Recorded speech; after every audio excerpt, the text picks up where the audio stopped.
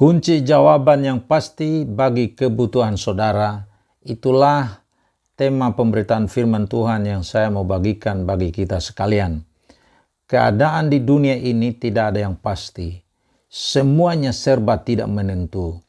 Kita menghendaki adanya stabilitas dalam politik, ekonomi dan sebagainya, namun kenyataannya tidak selalu terjadi seperti yang kita harapkan. Kita menikah dengan harapan membangun rumah tangga bahagia, tetapi ternyata orang yang kita nikahi menyeleweng dan suka melakukan tindakan-tindakan kekerasan dalam rumah tangga. Karena tidak bertahan hidup dengan kondisi yang demikian, akhirnya bercerai. Rumah tangga hancur berantakan. Anak-anak yang tidak bersalah menjadi korban akibat perceraian itu. Dalam menghadapi kenyataan yang demikian, kepada siapakah kita berlari untuk memperoleh jawaban? Tuhan Yesus adalah jawaban yang satu-satunya. Jawaban yang kita butuhkan terhadap semua pergumulan yang kita hadapi, hanya kita peroleh di dalam Tuhan Yesus Kristus. Untuk menerima jawaban dari Tuhan, ada beberapa prinsip iman yang kita harus jalankan. Pertama, datang kepada Yesus Kristus, sumber jawaban yang sejati. Dalam Mazmur 34 ayat 5 dikatakan, "Aku telah mencari Tuhan, lalu Ia menjawab aku dan melepaskan aku dari segala kegentaranku." Ketika kita mencari Tuhan, datang padanya sumber jawaban itu. Tuhanlah yang dapat melepaskan kita dari segala kegentaran, kekhawatiran, dan ketakutan kita.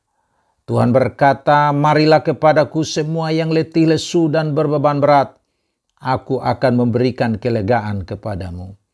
Semua orang di dunia ini, apapun warna kulitnya, asal usul ras, latar belakang pendidikan, status sosial, laki-laki atau perempuan, mendapatkan kehormatan dan kesempatan serta panggilan ilahi yang sama untuk datang kepada Tuhan Yesus Kristus. Dan Alkitab berkata, siapa yang datang kepada Tuhan Yesus Kristus, Ia tidak akan membuang mereka. Siapapun yang menanggapi panggilan dari Tuhan Yesus Kristus dan datang kepadanya, pasti mendapatkan jawaban dari Allah. Firman Tuhan berkata, orang yang tertindas ini berseru, dan Tuhan mendengar dan menyelamatkan dia dari segala kesesakannya.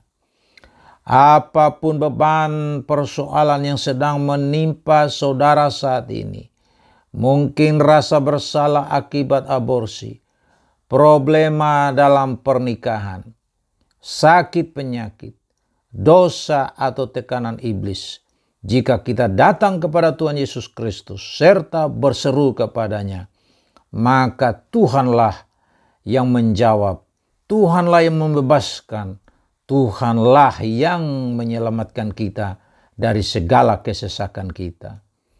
Oleh Tuhanlah hati kita bersukacita, sebab pada namanya yang kudus kita percaya.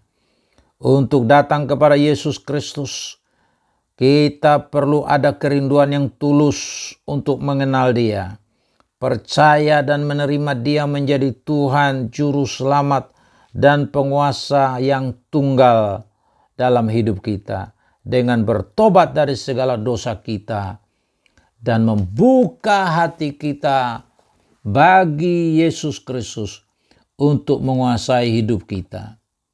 Dan kita juga harus hidup bagi Yesus selama-lamanya. Di dalam Yesus Kristus, kita memiliki arti dan tujuan hidup yang abadi. Berbahagialah bangsa yang Allahnya ialah Tuhan, suku bangsa yang dipilihnya, menjadi miliknya sendiri. Seorang raja tidak akan selamat, oleh besarnya kuasa. Seorang pahlawan tidak akan tertolong oleh besarnya kekuatan. Kuda adalah harapan yang sia-sia untuk mencapai kemenangan, yang sekalipun besar ketangkasannya tidak dapat memberi keluputan. Itulah firman Tuhan yang menyatakan kepada kita bahwa semua usaha yang dilakukan oleh manusia dengan kebesaran kekuasaan yang dia miliki, dia tidak akan pernah mencapai kemenangan dan keluputan dari segala macam persoalan dan tantangan dalam kehidupan ini. Jika orang-orang benar berseru, Tuhan mendengar dan melepaskan mereka dari segala kesesakan. Tuhan dekat kepada orang-orang yang patah hati dan menyelamatkan orang-orang yang remuk jiwanya. Mata Tuhan tertuju kepada mereka yang takut akan Dia dan berharap pada kasih setianya. Tuhan melepaskan kita dari maut. Semua orang yang datang kepada Tuhan, Tuhan memelihara hidupnya pada masa kelaparan. Itulah yang Alkitab katakan kepada kita sekalian. Untuk itu, mari kita datang kepada Yesus Kristus, sumber jawaban.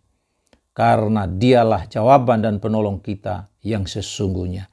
Datanglah kepadanya sekarang juga. Yang kedua, sujud menyembah Tuhan Yesus. Untuk menerima jawaban dari Tuhan Yesus Kristus bagi segala pergumulan hidup kita di dunia ini, kita perlu sujud menyembah Dia dengan kerendahan hati. Dalam Matius pasal 8 ayat 2 dikatakan, maka datanglah seorang yang sakit kusta kepadanya lalu sujud menyembah Dia. Orang yang sakit kusta menerima jawaban untuk ditahirkan dari kustanya karena dia datang dengan sikap hati yang berkenan kepada Tuhan Yesus. Dia merendahkan hatinya yang dinyatakan dengan tersungkur di kaki Yesus untuk sujud menyembah Dia. Menyembah Tuhan itu adalah meninggikan pribadinya, sifat-sifatnya, keadaan dan kesempurnaan Tuhan. Kita menyembah kepada Tuhan untuk siapa dan bagaimana Tuhan bagi kita, dan bukan hanya sekedar karena apa yang dilakukannya bagi kita. Menyembah merupakan ekspresi dari kasih dan pemujaan yang boleh kita lakukan hanya bagi Yesus Kristus, sebab Dialah Tuhan yang layak disembah. Dan menyembah hanya dapat diekspresikan dengan memberikan seluruh hati kita, seluruh hidup kita bagi Tuhan Yesus Kristus. Sebab itu marilah kita dengan penuh keberanian menghampiri takhta kasih karunia Allah untuk mendapatkan pertolongan yang kita butuhkan pada waktunya. Yang ketiga, akui pergumulan dengan jujur pada Tuhan melalui doa. Untuk mendapatkan jawaban dan perhatian dari kerajaan sorga, kita harus datang kepada Tuhan Yesus Kristus sebagai Rajanya, lalu sujud menyembah Dia, serta mengakui dengan jujur segala pergumulan dan kebutuhan kita kepada Tuhan melalui doa. Tuhan memiliki kode etik sehingga kita tidak perlu takut akan diketahui orang lain jika kita mengakui secara jujur segala pergumulan dan kebutuhan kita kepadanya. Jika saat ini saudara sedang menghadapi masalah keuangan, rumah tangga, bisnis, sakit penyakit, rasa bersalah, dan intimidasi dari setan, akuilah semuanya itu kepada Tuhan Yesus Kristus melalui doa. Bagi orang-orang yang seperti itu, Tuhan menjanjikan masa depan, sebab firman Tuhan berkata dan memberikan kepada kita jaminan dalam Mazmur 37 ayat 37.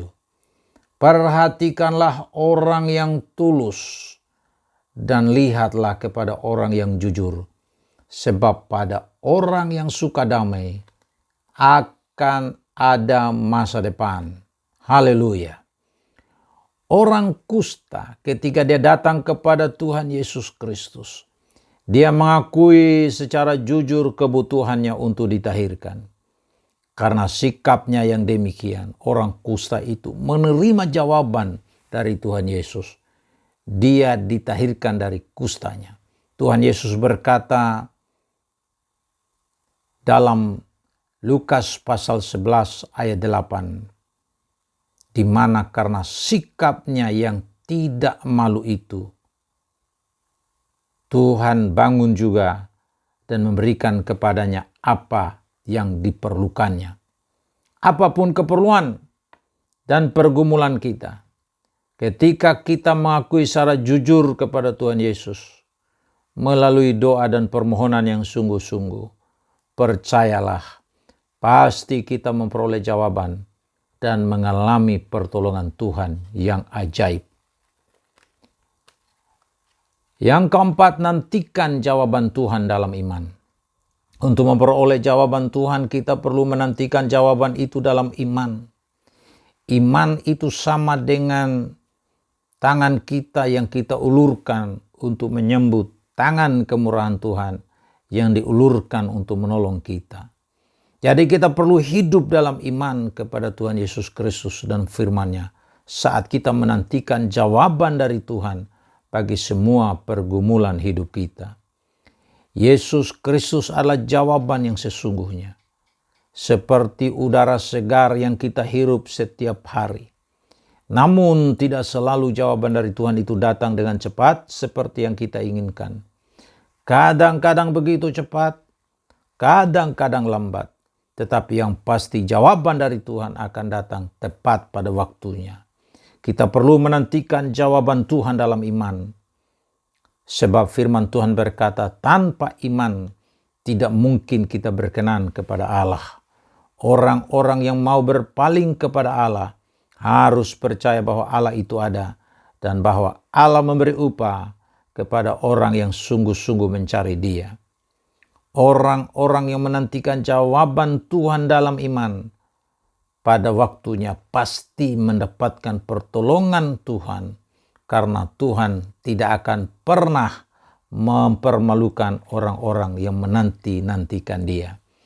Yang kelima, kemauan Tuhan adalah menolong kita.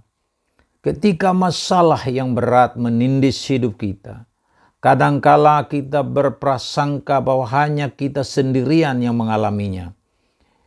Kita rindu ada orang lain yang mau mengerti pergumulan hidup kita. Namun orang-orang yang ada di sekitar kita, bahkan mereka yang paling dekat dengan kita pun acuh tak acuh terhadap masalah kita. Ada kabar baik bagi kita bahwa sesungguhnya Tuhan Yesus Kristus adalah pribadi yang sangat memahami dan Dia ikut merasakan penderitaan, pergumulan, kelemahan, sakit, penyakit, serta akibat-akibat dari dosa yang kita alami. Sebab Yesus, imam besar yang kita punya, Dia bukanlah imam besar yang tidak dapat turut merasakan kelemahan-kelemahan kita. Sebaliknya firman Tuhan berkata, Yesus sama dengan kita, telah dicobai, hanya Yesus tidak berbuat dosa. Untuk memperoleh jawaban dari Tuhan, kita mesti tahu dan percaya dengan sungguh-sungguh bahwa kemauan Tuhan Yesus adalah menolong kita. Karena Yesus sendiri telah menderita karena pencobaan, maka Ia dapat menolong kita yang dicobai.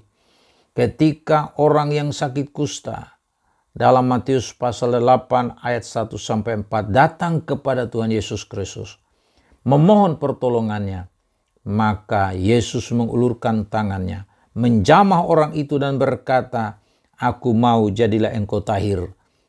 Maka orang itu menjadi tahir dari penyakit kustanya. Yesus Kristus adalah jawaban yang satu-satunya bagi dunia ini. Alamilah jawabannya hari ini, karena kemauan Tuhan adalah menolong dan menyelamatkan kita yang datang dan percaya kepadanya. Sebab Allah berfirman, pada waktu aku berkenan, aku akan mendengarkan engkau. Dan pada hari aku menyelamatkan, aku akan menolong engkau. Sesungguhnya waktu ini adalah waktu perkenanan itu. sesungguhnya hari ini adalah hari penyelamatan itu.